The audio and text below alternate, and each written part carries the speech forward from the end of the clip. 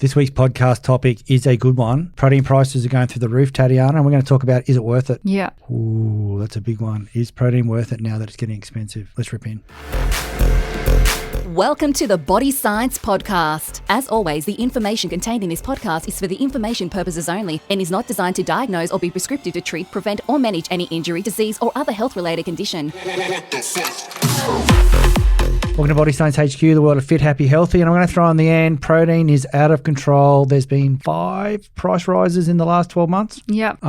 It's one of those ingredients that we love. It's in so many things. It's from everything from a breakfast cereal to a protein tub. Yep.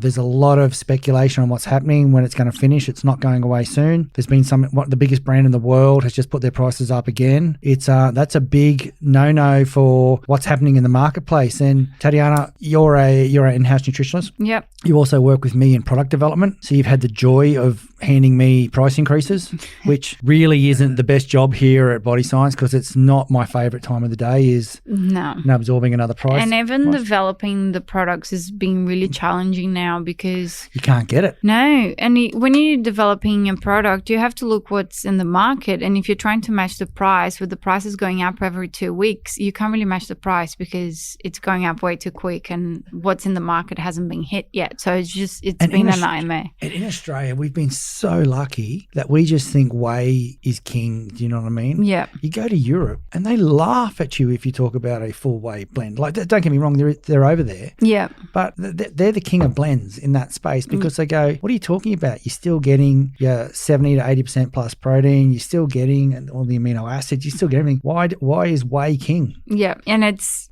something that it's going to have to change in the market. And I think it will because people are starting to notice that it's becoming really, really expensive.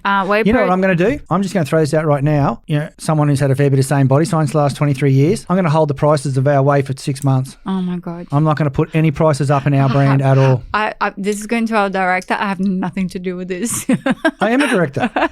It's been really challenging. Let's get back to my joyous moment. I'm honestly, I'm going to say to all of our retail partners out there, we're not going to put our whey up for 6 months. Okay. Well, so I shouldn't say whey. We're not going to put our proteins up for 6 months. Okay. Not just whey. Yeah, because our other proteins have whey as well in it. We've got whey in so many things. Yeah, yeah. But it's not just whey that's expensive. No, everything. Not just the wheys. To be honest, even milk powder now. Milk protein concentrates, milk protein isolates. Everything. Caseins, they've all gone up. And it's actually a protein issue. Which people haven't realised yet. No. Means the plant revolution, which has been a little bit more expensive than the whey coming in because there's been some garbage plant proteins. Yeah. But getting ones now that are a beautiful product. Yeah. As soon as whey goes up, they go, well, we can get more money too, so they go up. Yeah, so they go up as well. Protein itself is going to go through the roof. Yeah, so I think I'm cutting you off a lot here, and I don't like that because you're the guru. It's okay. But I'm on a roll. I've been given 6 months of fixed pricing. I'm out there, like I'm feeling good about myself right now. You know, if I had, well, you're probably going to say to me, well, Greg, people just go eat meat. Meat's gone up as well. Like everything, we've got supply chain issues in all channels and all food. Like, what's a lettuce last week? $6? Yeah. Hello,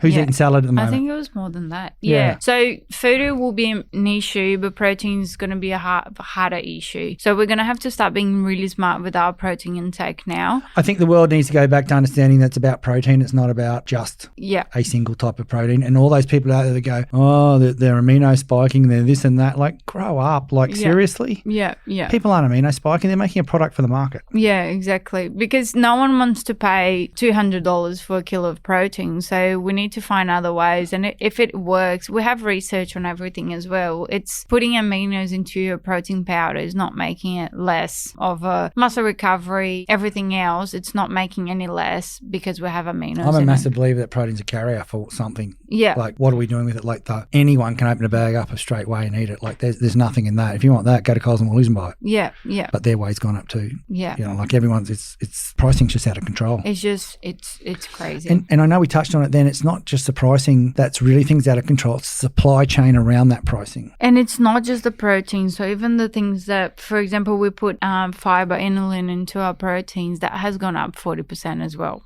just so you have an idea. So and that's you're talking about our Lean 5 there, which we put that in on purpose so people feel more satiety when they use protein around meal. Yeah. And it's a nice prebiotic, so it does help with gut health as well. But that has gone up as well. So everything has gone up. Protein is going to be an issue. And as you said, it's not protein powders, only protein powders. Milk is going to increase. Bars, it's going to affect everything. Everything. And another big thing too that people probably don't know as well, the packaging is going through the roof. It's actually very hard to get packaging these days. Yeah.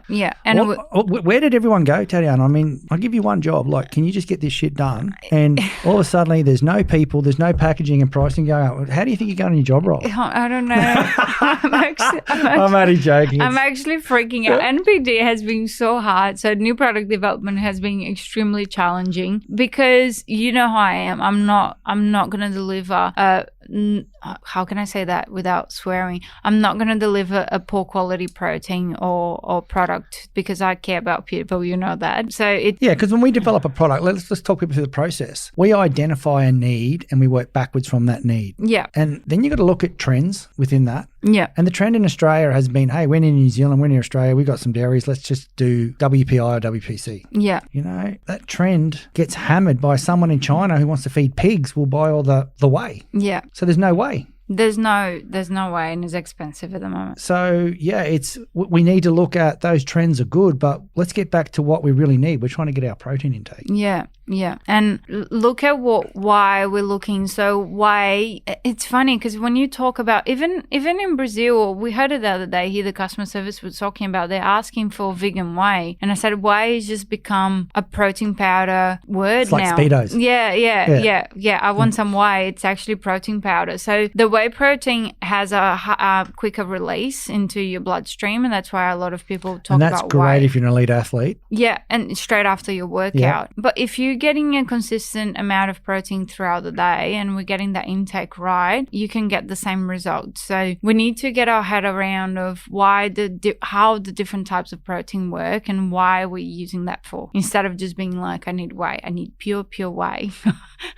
And that's all I'm going to take. So, because that's not going to work. I think we're going to have to get a lot smarter with our protein intakes for the next couple of years at least. I think we're going to see the evolution of some new proteins, to be honest. Yeah. And the acceptance of a few blends coming up. Yeah. And I'm excited for it, actually. It's been very boring because it's been whey. We might put some, I don't know, vitamins and minerals here. But now we're going to have to get really creative and find some really good proteins. Because to be honest, we can stuff it with, I don't know, soy or something that is still not cheaper, but it's better than the whey. But to get a quality protein powder, we're going to have to be a lot more creative. I'm going to talk about soy because soy's been a big slap in Australia. Like Australians think soy's terrible. Yeah. Unless you're a plant-based warrior who loves soy.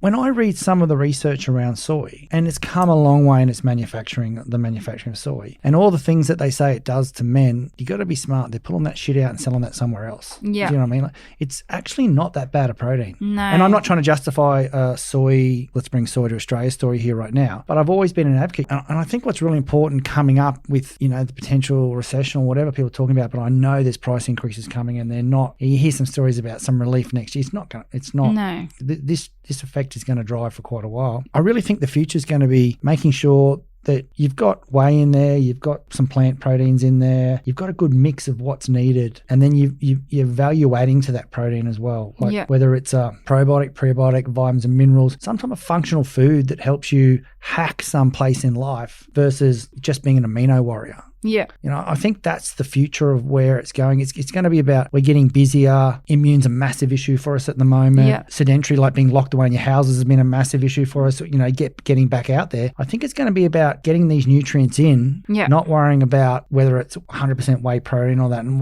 what are your thoughts on that as, someone in the industry? I think is what we go back to. Everything, when you have too much, is not going to be great. So if you're just having soy protein all day long instead of having other sources of protein, you're going to have issues. And that goes for the same if you're just having whey. Yeah. The studies, it's really hard because I don't know how much I can talk about it here without getting into trouble, but all the studies in proteins are really complicated because you have very strong... Wow, she's about to get political. Look out. She's going to pull the political out. You're going to say that the dairy industry has a lot of money. No, industry. So when you talk about proteins and studies in proteins, it gets really complicated because you have very powerful industries going against each other. Yep. So the soy industry is not going to love the dairy industry because they're both producing protein and they're always going to have issues between them. So looking at research is really complicated. And as you're saying, we thought for a long time that soy wasn't great, and then the research isn't actually showing that much of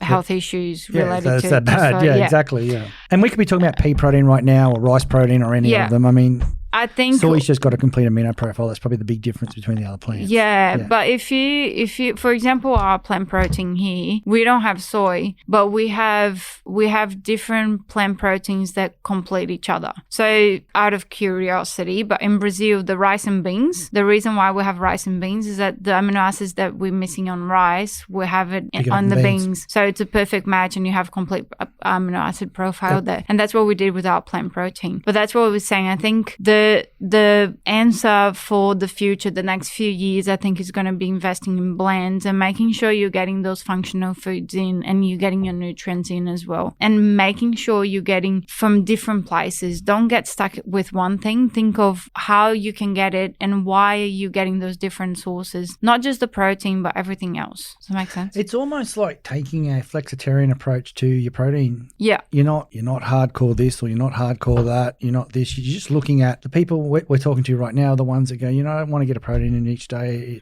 It's what I need to hit my numbers. Yeah.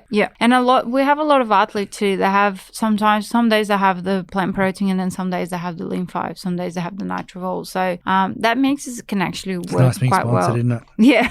1 minute you tell me how hard it is, now you tell us our athletes have got 3 different proteins to choose from. No, I'm just saying they don't get stuck with just the vegan protein, the plant protein, or the whey protein. We've always been someone about mixing all those things up. Yeah. And that's our Lean 5 and our Lean Muscle. They have they have whey and casein and different types of protein. But yeah, it's about mixing and knowing why we're mixing it as well. And we talk about that when we talk about our proteins. But everything that we're having there, we have it for a reason. So I think the answer is the blends. Yeah, I've got to agree with you. I think it's also going to be about delivery methods too. There's the new mousse, for example. You can drink it or eat it. Yeah. Bars, functional foods. I think functional food, where we're going right now, if a lettuce is $8, functional foods are becoming incredibly good value. Yeah. Because I know you nutritionists and dietitians say eat your food first and all that, and clapping that in because that's a great thing to say. At $6 a lettuce, that's not happening with me. Well, I'm doing my PhD in functional foods, so I love talking about functional foods. But I definitely think, it's looking at other ways of getting your nutrients in and other things that those foods can make. And that's the whole thing, the beauty around functional nutrients is that it's not just the calories, protein, carbs, fat. You're getting, why are you having that? It improves mood, it improves mental performance. So look at the why you're eating that food. And I think it's going to be the answer now because everything's going to be so expensive. So you need to look at getting more from your food than just smart calories. Nutrition. Yeah, exactly. Let's think smart. Look, I'm going to throw the big question out there to those people that lift the tin and kick hard every day. Am I going to suffer my gains by using a blend? No. That was a quick answer, and it was a solid answer. Yeah, definitely not. If you're taking your protein the right way, you exercising the right way, you have enough protein intake throughout the day, it doesn't make a massive difference if you're getting it from one source or if you're getting it from a blend, as long as we're looking at those other functions of the ingredients as well. Yeah, I love that. Okay, that's the end of protein. Why is it so expensive and why does it suck when you walk into a store right now? Don't take it out in the store owner. They have very little to do with what happens with protein pricing. I know. You've got your crew that like to drop pricing and that, but those days are over. We're going to have to, we want to keep the industry going. We want to support local. We want to support businesses that work hard to be there for you. And I'm keeping protein prices fixed. I'm going to lay that down right now. Everyone else is putting protein prices up. Quite. We buy a lot of protein. Yeah. Yeah. Yeah. And everyone is taking the hit. Like our manufacturers are taking a bit of the hit, so they don't increase the prices so much for us. We're doing the same when we're going to our retailers. They don't like it when I ring up, do they? No, that's why I'm the one dealing with them at the moment because the prices are going up way too quick.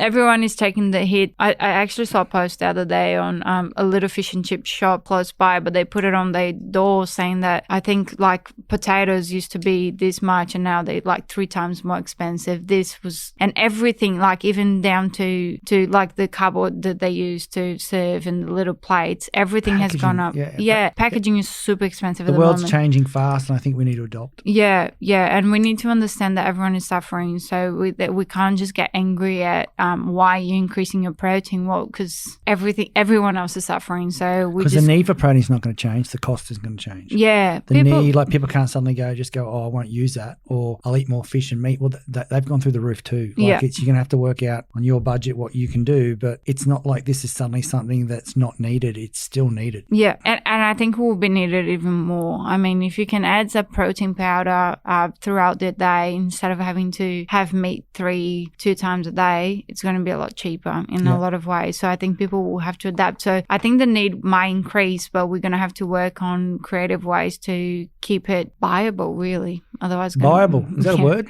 I don't think it is. I'm going to look that up when we get off. Viable. I like it. Thanks for coming on. I think that was a good chat. I hope people enjoyed it. I hope people understand. If they want to find out more, contact us at Body Science. Thank you.